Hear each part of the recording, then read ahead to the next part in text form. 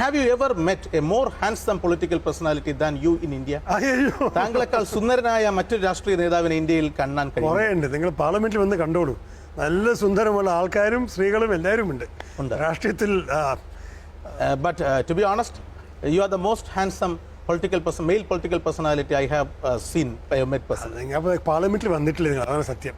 പല Bollywood സ്റ്റാർസും Bengali cinema സ്റ്റാർസും Tamil cinema സ്റ്റാർസും നമ്മുടെ പാർലമെന്റിലുണ്ട്.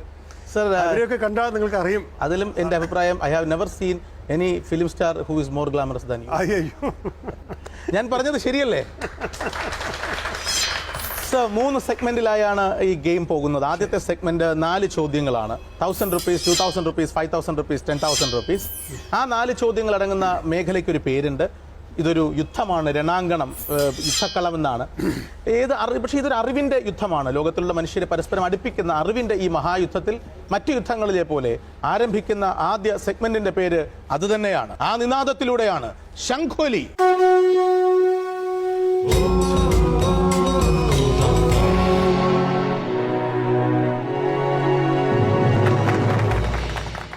So ശംഖുലിയിൽ ആദ്യം 1000 രൂപ സമ്മാനം.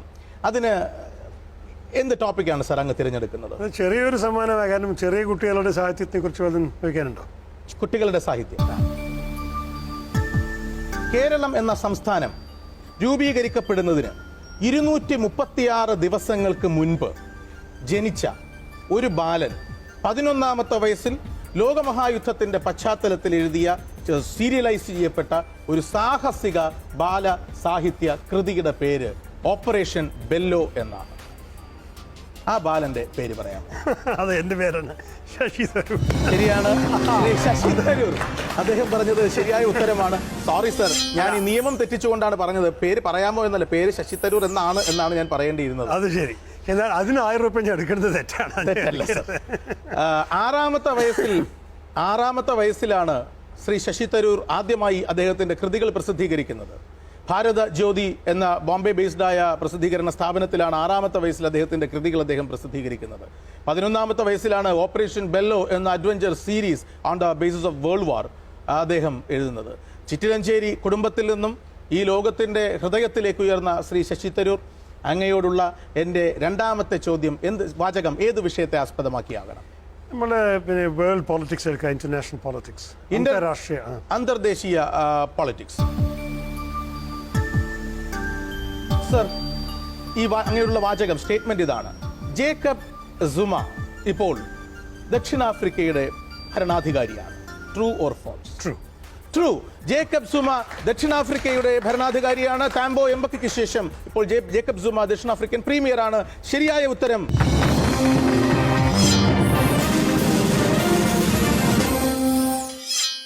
Sir, the third one. ക്രിക്കറ്റിനെ കുറിച്ച് ആൾക്കറിയോ? ക്രിക്കറ്റ്. ഓക്കെ. ക്രിക്കറ്റിന്റെ ചരിത്രത്തിൽ ആദ്യമായി റൺസ് എടുത്ത ബാറ്റ്സ്മാന്റെ പേര് ചാൾസ് ബാനർമാൻ എന്നാണ്. The first person to score a run in the international history of cricket is Charles Bannerman. ഓസ്ട്രേലിയയിലെ ചാൾസ് ബാനർമാൻ 165 നോട്ട് ഔട്ട് ആണ്, first century. Yes sir. First run also he has opened. Charles Bannerman അദ്ദേഹം runs എടുത്തു എന്ന് മാത്രമല്ല 165 not out എന്ന് അദ്ദേഹം പറയുകയും ചെയ്തു. And that is the first century. ഈ സെഗ്മെന്റിലെ 4ാമത്തെ ചോദ്യം, ഓരോ സെഗ്മെന്റിലെയും അവസാനത്തെ ചോദ്യം എൻ്റെ പ്രയോറിറ്റിയാണ് സർ. സോ ഫോർത്ത് ക്വസ്റ്റ്യൻ, ഈ സെഗ്മെന്റിൽ ഉള്ള fourth question. Sir, okay fine, let it be. Twitter. Sir, താങ്കളുടെ പ്രയോറിറ്റിയാണ് ട്വിറ്റർ? ഇല്ല, priority. Yes, I love Twitter. Okay. ട്വിറ്ററിന്റെ ആവിഷ്കർത്താവ് ജാക്ക് ഡോർസെയാണ്. ട്വിറ്റർ ആരംഭിച്ചത് ജാക്ക് ഡോർസെ ആണ്. ട്വിറ്ററിന്റെ the first man to initiate. Jack Dorsey അല്ലേ? സ്പെല്ലിംഗ് എന്ന് പറഞ്ഞു ഇംഗ്ലീഷിൽ. Jack Dorsey. അങ്ങനെയുള്ള പേരാണ്. അതെ, സത്യമാണ്. പക്ഷെ അത് ശരിക്കും അതിന്റെ സ്പെല്ലിംഗ് എന്റെ മനസ്സിലേക്ക് വരുന്നില്ല.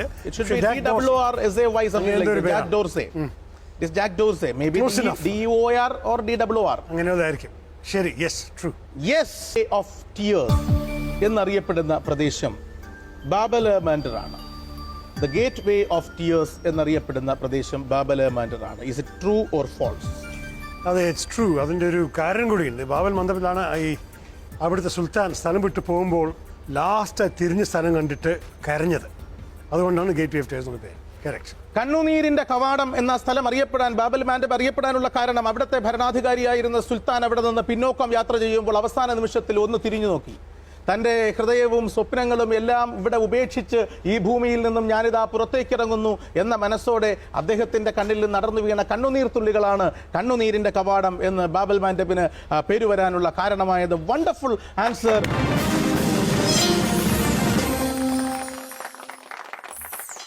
രണാങ്കണത്തിലെ ഗ്രാൻഡ് മാസ്റ്റർ എന്ന രീതിയിലല്ല. I am a person residing in the very heart of Trivandrum city. തിരുവനന്തപുരത്തിലെ ഒരു സിറ്റിസൺ എന്ന നിലയ്ക്ക് ഞാൻ പറയട്ടെ sir, we the Trivandrites are absolutely proud of you. Thank you sir. And 50,000 രൂപയ്ക്ക് വേണ്ടിയുള്ള അടുത്ത ചോദ്യത്തിലേക്ക് കടക്കാം സർ. ഇതിഹാസം, history. You mean epics or history? ചരിത്രം. സോറി, അല്ല, ചരിത്രമാണല്ലേ ശരിക്കും. ഹിസ്റ്ററി എന്ന് പറഞ്ഞാൽ ഹിസ്റ്ററി ഈസ് ചരിത്രം. ശരി, Indian history or world history sir? എന്തായാലും ഒന്ന് ഇന്ത്യൻ ഹിസ്റ്ററി എടുക്കുക, വേറെ world history. Now we'll go for Indian history. Indian history.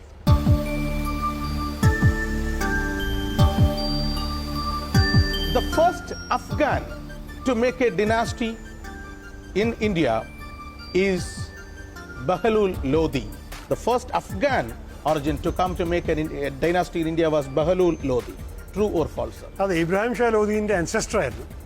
അദ്ദേഹത്തിൻ്റെ ഡൈനസ്റ്റി കഴിഞ്ഞ ശേഷമാണ് ബാബർ വന്നിട്ട് Ibrahim Shah ലോദിയെ പാനിപ്പത്തിൽ പരാജയപ്പെട്ടിട്ട്. So answer is, my statement is true. Correct, true.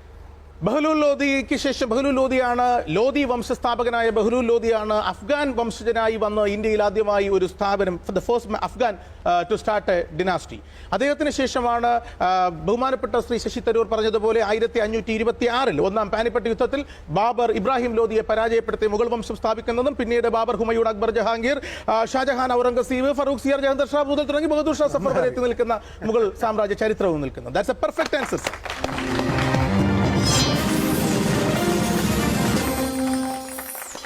താങ്കൾ നല്ലപോലെ പഠിച്ചിട്ടുണ്ടല്ലോ, നല്ലപോലെ അറിയുമല്ലോ. 1,00,000 രൂപയ്ക്ക് വേണ്ടിയുള്ള ചോദ്യമാണ്. ഫ്രാങ്ക് ഫെർഡിനാൻഡിനെ വെടിവെച്ച് കൊന്നത് ഗാവ്രിയാലോ പ്രിൻസഫ് ആണ്. Is it true or false? Franz Ferdinand ആണ് ശരിക്കുള്ള പേര്. അദ്ദേഹം ഓസ്ട്രിയൻ എംപയറിന്റെ ആർച്ച്ഡ്യൂക്ക് ആയിരുന്നു. 1914 ഗാവ്രിയാലോ പ്രിൻസഫ് ആണ് ഒരു സെർബിയൻ നാഷണലിസ്റ്റ് സാരയോവോ ടൗണിൽ വെടിവെച്ച് കൊന്നു. അദ്ദേഹത്തിന്റെ ഫുഡ് സ്റ്റെപ്പിൽ ഞാൻ നിന്നിട്ടുണ്ട്. ഒപ്പം സോഫി, അതൊരു എനിക്കൊരു എളുപ്പമുള്ള ചോദ്യമായിരുന്നു. ആ ചരിത്രം എനിക്ക് നല്ലപോലെ അറിയാം. അതിൽ വളരെ നിരപരാധിയായ ഭാര്യ, ഇന്നസെന്റ് ആയ വൈഫ്, ഫെർഡിനാൻഡിന്റെ വൈഫും Sophia, she was also killed. അത് മാത്രമല്ല, ഗാവ്രിയാലോ പ്രിൻസിപ്പ് ഇദ്ദേഹത്തിനെ കൊല്ലാൻ വേണ്ടി പോയിട്ട് തെറ്റി സ്ഥലത്ത് പോയി നിന്നു. പക്ഷേ driver traffic deviated.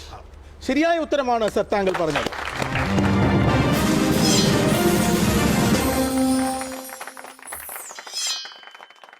So rupees 1 lakh is over. Now we are going for the ultimate danger zone. This danger zone il ee participant ine priority illa. എനിക്ക് ഇഷ്ടമുള്ള വിഷയങ്ങളെക്കുറിച്ച് 3 ചോദ്യം ചോദിക്കാം എന്നുള്ളത്. അതാണ് danger zone. And this is 2 lakhs, 5 lakhs and 10 lakhs. And ഈ റൗണ്ടിൽ നമ്മൾ പാർട്ടിസിപ്പൻസിന് കൊടുക്കുന്ന നിയമം, wherever he makes a wrong answer, that will be the end of his game എന്നുള്ളതാണ്. പോവാം സർ. ഒരു പുതിയ ശ്രമമാണ് സർ, വായനയെ വളർത്താനുള്ള ഒരു പുതിയ ശ്രമമാണ് ജയ്ഹിന്ദ് ടിവിയുടേത്. New attempt. താങ്കളുടെ അറിവ് പോലെ നമ്മുടെ വ്യൂവേഴ്സും അറിവ് തന്നാൽ നന്നായിരിക്കും. So will go for the ultimate round. ഈ മൂന്നാമത്തെ റൗണ്ട് നമ്മുടെ ഇതിഹാസവുമായി, മഹാഭാരതവുമായി വളരെ ബന്ധപ്പെട്ട് കിടക്കുന്നു. ഞാനൊരു ബാലൻ അശക്തൻ എന്നാകിലും മാനിയാമെന്നുടെ താതനയോർക്ക നീ, പിന്നെ പിതാവുതൻ അഗ്രജൻ മാരുതി, സന്നദ്ധനായ ഘടോൽക്കജൻ ഭ്രാതാവും എന്ന് പറഞ്ഞുകൊണ്ട് അഭിമന്യു ചെന്ന് ചാടിയത് പത്മവ്യൂഹത്തിലേക്കാണ്. ഗർഭസ്ഥ ശിശുവായിരിക്കുമ്പോൾ അകത്തേക്ക് പ്രവേശിക്കാനുള്ള മാർഗമറിയാമെങ്കിലും പുറത്തേക്ക് വരാൻ കഴിയാതെ പോയി അഭിമന്യുവിന് പത്മവ്യൂഹത്തിൽ നിന്ന്. ഇതിൽ 3 ദളുകളുള്ള ഒരു താമരയാണ്, 3 ചോദ്യങ്ങളുടെ ദളങ്ങളുള്ള താമര.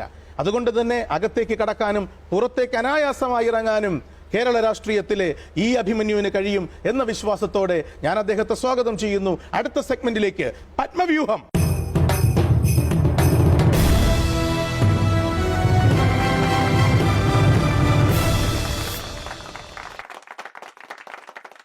സർ, 2 ലക്ഷം രൂപയ്ക്ക് വേണ്ടിയുള്ള താങ്കളോടുള്ള ചോദ്യം.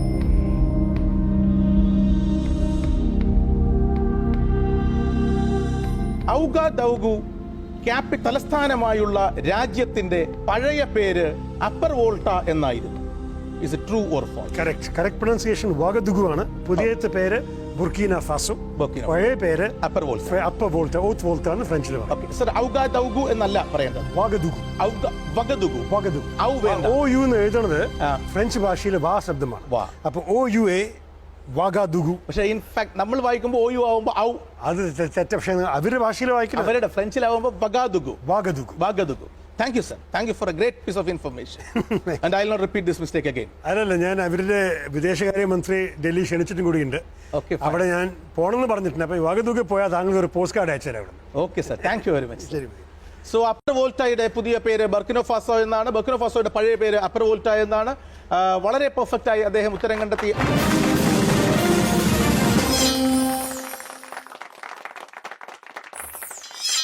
My next statement. The importance of the book Gatsby is because of it has a number of words, but no word contains the English letter A. That's True or false? That's false ആണ്. The Great Gatsby is a book with all the letters in it. ഈ താങ്കൾ പറയുന്നത് വേറൊരു പുസ്തകമാണ്. ഒരു French എഴുത്തുകാരൻ എഴുതിയതാണ്. ഒരു അക്ഷരം ഉപയോഗിക്കാണ്ട്. അത് എ ആണോ ഇ ആണോ എനിക്ക് ഓർമ്മയില്ല. ഇ ആണ്. അതിന്റെ പേര് ഗാറ്റ്സ്ബൈ എന്ന് തന്നെയാണ് അതിനും അയാൾ പേര് കൊടുത്തത്. മിസ്റ്റർ റൈറ്റ് ആണ് അത് എഴുതിയത് സർ. It's written by Gatsby. It's Gatsby only. അതെയോ? അതെ, ഇതിന്റെയും പേര് ഗാറ്റ്സ്ബൈ എന്ന് തന്നെ. പക്ഷെ അതിൽ എ അല്ല, ഇ ആണ് ഒഴിവാക്കിയിരിക്കുന്നത്. And your answer is absolutely right.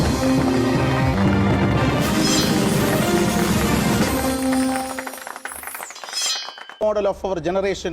അവർ താങ്കളെ കണ്ട് വളരണം. അവർ താങ്കളെ പോലെ ആകാൻ അവർ ഓരോരുത്തരും ആഗ്രഹിക്കണം എന്നുള്ളതാണ്. So my question is, example is not the main source of influence, it is the only source of influence. ഇത് പറഞ്ഞത് നോബൽ ലോറിയേറ്റായ ഒരു ജർമ്മൻ ഡോക്ടറാണ്. True or false? നോബൽ ലോറിയേറ്റായിട്ട് ഒരു ജർമ്മൻ ഡോക്ടർ അല്ലേ? അപ്പൊ ഏത് നോബൽ കിട്ടിയെന്ന് പറയാൻ പാടും? പീസ് ആണോ, ലിറ്ററേച്ചർ ആണോ, ഫിലോസഫി, എന്തിന്റെ നോബൽ കിട്ടിയതാണ്? ശാസ്ത്രത്തിലല്ല. അല്ലേ? ഇത് ഞാനൊരു ചെറിയൊരു റിസ്ക് എടുക്കുകയാണ്. ഇവിടെ നിർത്താൻ അധികാരമില്ല. എന്നാണ്. ശരി, ഐ വിൽ സേ ട്രൂ. ഞാൻ താങ്കളോട് കള്ളം പറയില്ല എന്ന വിശ്വാസത്തിലാണല്ലേ സർ? അതെ. അല്ല, also it's a good coat. ആ കോട്ട് പിന്നെ താങ്കൾ മേക്കപ്പ് ചെയ്തിട്ടുണ്ടെങ്കിൽ ഞാൻ തോറ്റു. അല്ലെങ്കിൽ അതൊരു കോട്ട് ശരിയായിരിക്കണം. അപ്പോൾ ട്രൂ പറയുന്നു. ഇത് ഞാൻ മേക്കപ്പ് ചെയ്ത കോട്ടല്ല. German doctor. പ്രേക്ഷകർ എന്ത് പറയുന്നു? അദ്ദേഹം പറഞ്ഞ ഉത്തരം ശരിയാകുമോ? What do you feel?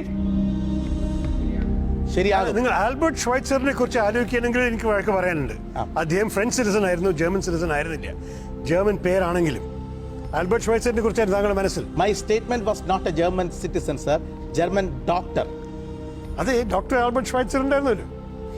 He had his medical practice and as he was a doctor of Germany. He's a German doctor with a French citizenship. ഞാൻ അതുകൊണ്ട് സാറിന്റെ അതുകൊണ്ടാണ് എന്റെ മനസ്സിൽ സംശയം വന്നത്. ഞാൻ ആദ്യം ഷ്വൈറ്റ്സറാണ് വിചാരിച്ചു. ഷ്വൈറ്റ്സർ ജർമ്മൻ സിറ്റിസൺ അല്ലല്ലോ എന്ന് statement was true. True, correct. സമാധാനത്തിന് നോബൽ സമ്മാനം നേടിയ ഫ്രഞ്ച് പൗരനായ German doctor Schweitzer, the one and only Schweitzer ആണ്. ഉദാഹരണങ്ങൾ നമ്മളെ സ്വാധീനിക്കുന്ന പ്രധാന ഘടകമല്ല, ഉദാഹരണങ്ങൾ മാത്രമാണ് നമ്മളെ സ്വാധീനിക്കുന്ന ഘടകം എന്ന് പ്രസ്താവിച്ചത്. 62ാമത്തെ Nobel peace prize. Yes sir, exactly.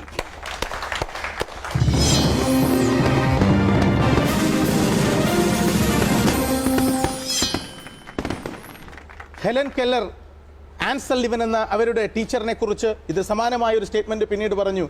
Without the example of my teacher in my life I couldn't have done anything for the society എന്ന്. ഉദാഹരണങ്ങൾ സമൂഹത്തെ സ്വാധീനിക്കേണ്ടതാണ്. ഈ ചോദ്യം ഈ ദിവസത്തെ അവസാനത്തെ ചോദ്യമാക്കിയതിന് പിന്നിൽ മറ്റൊന്നുകൂടിയുണ്ട്. വ്യക്തിപരമായും ഒരു മാധ്യമപ്രവർത്തകൻ എന്ന നിലയിലും കഴിഞ്ഞ 10 വർഷമായി മലയാളിയുടെ വിജ്ഞാന മേഖലയിൽ ഇടപഴകുന്ന ഒരാളെന്നുള്ള നിലയിലും ഞാൻ എൻ്റെ പ്രിയപ്പെട്ട യുവാക്കളോട്, ഇളയ തലമുറയോട് പറയുന്നു, there is a very good example for you, a great example for each and every Indian.